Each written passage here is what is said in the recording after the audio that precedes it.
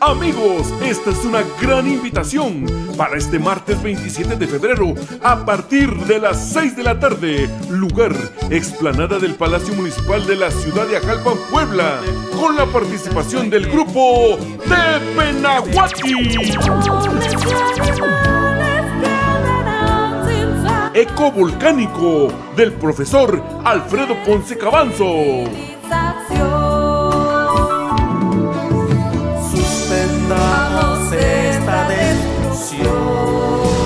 Nokniva, nochti no mechon notza ika pakilistri. Seton tatzozonaske ika Tepenahuati. Eco volcánico. Senon ongakiske kualtzin tlakuikalti. Tentechtlayeyekulia.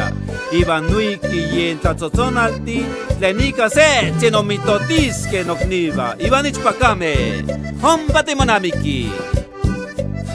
Presentando música para reflexionar y música muy alegre que te invita a bailar. En sus horarios, primera participación a partir de las 6 de la tarde y segunda participación a las 9 de la noche. También podrás apreciar bailes regionales y danzas. Evento totalmente gratuito. Invita la Dirección de Educación Indígena en su 54 aniversario. No faltes y apoya nuestras raíces. Significa canino el pasepa y tigno yolo.